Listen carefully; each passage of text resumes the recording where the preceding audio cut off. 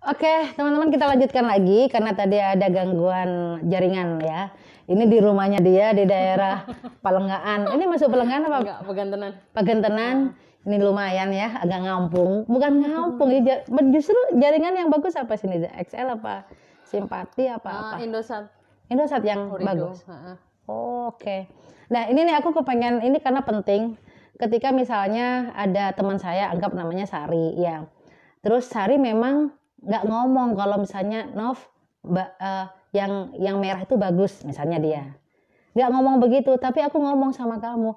Zah, kata Sari, merah itu bagus. Kan bagus nih. Tapi pasti dong Sari sakit hati. Kayak Rasulullah nggak ngomong, tapi gue ngomong sama kamu kalau merah itu bagus. Kan bagus nih, nggak ada negatif-negatifnya. Iya nggak sih? Iya, betul. Jadi gimana cara menghentikan hadis-hadis yang sebenarnya tidak dari Rasulullah tapi isinya bagus untuk menghentikan itu? Harus mulai dari diri kita. Jadi kalau misalnya kita mau menyampaikan ke orang lain, betul, itu dikasih tahu. Kalau perkataan ulama gitu, bukan perkataan hadis. Jadi seperti itu. Mulai dari kita sendiri dulu. Betul. Kenapa? Kalau kita sudah tahu nih ya, misalnya kamu udah tahu kan, utlubul ilma walau bisin itu bukan hadis. Bukan hadis. Terus lu nyampain gitu kan ke orang, ini loh hadis Rasulullah, padahal lu udah tahu kan itu bukan hadis. Iya. Itu ada ancamannya ternyata, Rasulullah ngancem. Ngancam gimana? Kok jadi takut saya? Gini kata Rasulullah, man kadzaba alayya muta'ammidan falyatabawwa maq'adahu minan nar, kata Rasulullah. Siapa yang sengaja berbohong kepadaku dengan sengaja, maka tunggulah nanti dia akan duduk di neraka gitu. Berbohong mengatasnamakan dia, mengatasnamakan sudah tahu gitu ya, kayak gini. Kamu udah tahu itu bukan hadis tapi kamu tetap aja ngomong itu hadis loh gitu. Ya itu sama aja kamu berbohong kepada Rasulullah. Gitu. Ya Allah, padahal isinya bagus ya. Ya enggak, biar orang-orang bersemangat gitu untuk belajar. Tapi karena itu bukan hadis dan kita menganggap itu hadis, betul. Kita ngobrol masalah, karena Azizah ini sekarang punya kampus tentang hadis ya. Tafsir. Hadis belum ya? Belum. Karena iya tadi kayak kamu lebih minat ke tafsir kan? Iya, peminatnya tafsir betul. itu lebih banyak dibandingkan hadis. Karena jelimet sih. Rempong, belum sanad, belum matan.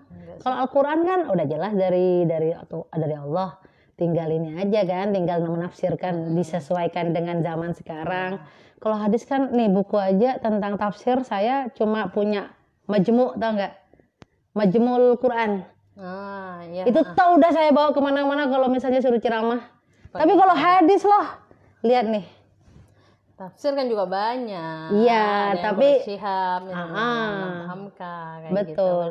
Dan memang jarang ya tokoh-tokoh hadis aja di Indonesia ya. Ada ya Pak Yai tuh, Pak Yai udah meninggal. Terus Pak Lutfi udah betul. Meninggal. Masih ada Pak ini dosen kita Bu Ati. Oh iya. Bustami, gitu kan. Tapi mereka Pak Rifki, Pak Rifki Fathi. Itu kan juga ahli hadis beliau. Iya, tapi gak hafal kayaknya. Enggak ya? Kurang tahu itu. Tapi memang dari dulu sih yang terkenal memang Pak Yai sama Pak Lutfi kalau di Jakarta. Iya, kita di sana. Iya.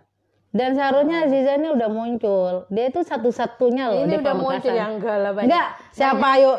Siapa? Perempuan yang ahli hadis, bukan yang ahli lah ya, yang tahu tentang hadis. Muridnya Pak Yai di sini banyak ternyata sudah sekarang yang cewek di Pamekasan. Ada yang alumni santri sini, terus dia ke Jakarta. Aku sarankan. Tapi kan seniornya lu. S1 gitu. Tafsir hadis, S2 tafsir hadis, tak lagi S3 tafsir hadis pasti. Ternyata kalau misalnya S1 ya tafsir hadis, S2-nya ke tafsir hadis, itu ternyata nggak enak, kurang tantangannya. Lu kenapa, Say? Pelajarannya diulang lagi, yang S1 sama aja, yang S2 itu ngulang. Seharusnya ini ya jurusan hadis tafsir ya. Ya tetap aja ngulang kan. Sekarang sekarang dibedain, nggak ada tafsir hadis, tafsir sendiri, hadis sendiri. Di kampus mana? Ya, semuanya. Oh ya. Semuanya sekarang udah ini di saya yang Pamekasan juga gitu. Hadis tafsir sudah Sekarang udah gak ada tafsir hadis. Dan orang ahli tafsir banyak, tapi ahli hadis gak ada tuh. Dikit memang di Pamekasan. Kenapa kalau ya? muridnya Pak Yai ini udah ada kok. Di Pamekasan yang cowok juga udah banyak. Pengennya sih gitu, pengen buat komunitas ya. Komunitas alumni yang di Darus Sunnah. Betul. Terus kita buat komunitas dan kajian hadis khusus gitu. Kayaknya kan orang lebih tertarik ke tafsir aja rata-rata. Gitu. Aku aja lebih tertarik ke tafsir. Lah, Zah, aku mau nanya, kamu lebih enak ngendeliti atau mentahrid hadis itu dari matan apa sanad? Dari sanad dulu pastinya. Lebih seneng. Pasti sanad. Karena mau nahdij itu pasti dari sanad dulu. Dulu sukanya yang ribet-ribet ya. Aku kan lebih seneng yang matan, yang redaksinya. Kamu kenapa suka yang ribet-ribet sih? Kalau misalnya sanadnya itu sudah bagus, secara otomatis matannya insya Allah nggak bermasalah. Tapi kalau misalnya matannya itu kadang kelihatan bagus, sanadnya bermasalah, maka hadisnya tetap nggak bisa diamalkan. Oh iya. Jadi kalau sanadnya bermasalah, otomatis udah. Iya, biasanya jarang ada permasalahan di matan itu jarang. Kalau sanadnya udah bagus, insya Allah matannya juga bagus. Oke. Ini kita ngobrol masalah hadis udah, masalah kitab udah ya. Terus aku tuh mau nanya nih sama Azizah nih, kan udah ini ya, udah punya kampus tapi tafsir aja. Ada nggak keinginan untuk mendirikan sekolah khusus hadis gitu?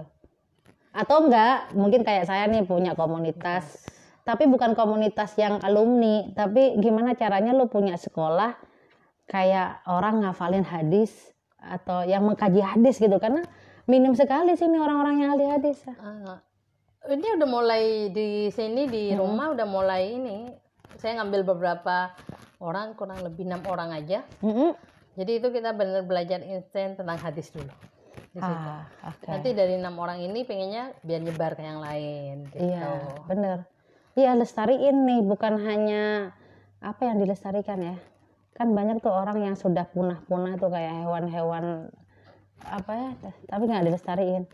Zah, ini kita udah ngomongin masalah hadis, kita udah ngobrol-ngobrol yang udah agak keilmuan. Sekarang kita mau share nih liburan kita waktu ke Turki.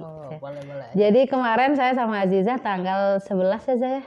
Sebelum Ramadan pokoknya ya? Iya, itu kita ke Turki selama 10 hari, 5 hari di Wisma Atlet, ya kan, karantina.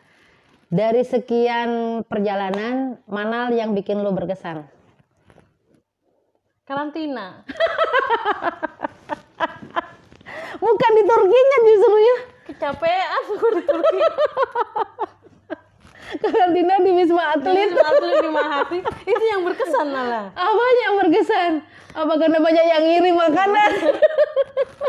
Karena bareng sama ibu-ibu yang rapi banget, kita itu dimanja kayak anaknya. Betul. Itu di Turki gak ada yang berkesan ya? Yang berkesan itu di Turki pas main salju. Oh iya ya? Kan itu pertama. Oh lu pertama. Terus selain itu pas hujan saljunya. Kan itu pertama. Iya, gue bikin puisi tuh. Ternyata orang-orang yang bareng sama kita gak pernah ngedapetin hujan salju.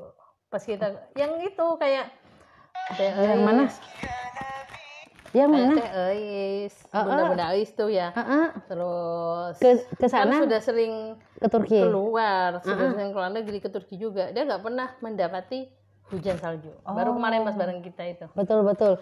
Dan saya yang beruntung banget tuh kita terhindar dari kecelakaan ya. Iya. Sebenarnya teman-teman, pas waktu kita ke Turki dari perjalanan Kapadokia yang mau balik ke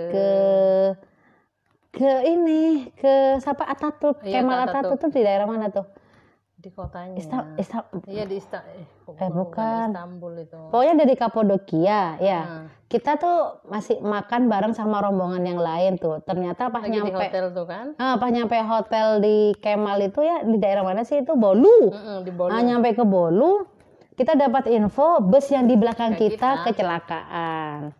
Yang kita ketemu kan di Kapadokia kan kita juga ketemu.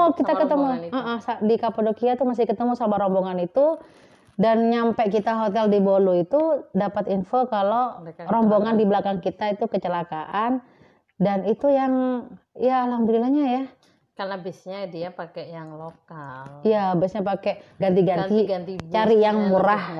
Makanya teman-teman kalau misalnya mau jalan-jalan, oke lah, harga itu jadi pertimbangan ya. Tapi jangan terlalu murah juga.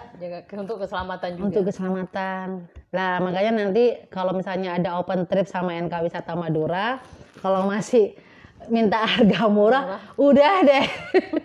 Kita itu udah mikirin kenyamanan dan keselamatan Anda berlibur gitu loh ya. Gak usah ditawar-tawar lagi. Mau ke Bromo gak sih? Ikutan ke Bromo, terus bulan depan ke Jogja. Mendingan ke Jogja. Iya sih. Janjian tuh, Mbak Fit, yang mendet. Tapi gimana sih Zah, pesantren dengan corona begini ini? Kemarin kita sempat lockdown 10 hari. Oh ya, nggak boleh ada yang masuk? Nggak boleh. Nggak ada yang boleh ngirim? Nggak boleh emang. Kita ngirimnya cuma lewat paket aja di pos keamanan. 10 hari sekolah juga libur, jadi guru tuh kan banyak yang sakit kemarin tuh. Harus istirahat dulu di rumahnya. 10 hari baru kita buka. Tapi sini aman ya udah aman, ya? Alhamdulillah. Nggak ada yang sakit, nggak ada yang santri ya? Kalau santri sakit langsung kita telepon walinya. Khawatir nular ke yang lain. Tapi belum tentu COVID kan? Iya, tapi kan lebih baik menjaga. Iya sih. Jadi kalau ini lebih baik pulang aja dulu sampai sembuh baru balik. Nih aku mau nanya terakhir, kan kamu udah anggaplah orang akademisi ya nggak sih? Lu sudah tahu ilmu hadis gini kan? Akademisi udah, lu apa lagi? Ya terus lu sekarang jadi pengasuh pesantren. Ya enggak lah, gue cuma bantu. Iya kan lu punya pesantren di sini. Terus susah nggak sih Zah ngurusin banyak santri gitu ya? Terus kamu sendiri punya hobi atau punya ketertarikan terhadap yang sifatnya akademisi gitu loh. Kan agak susah itu untuk membaginya atau gimananya. Cerita dong, bahasanya tuh gini nih pertanyaannya. Susah nggak sih lo jadi kamu?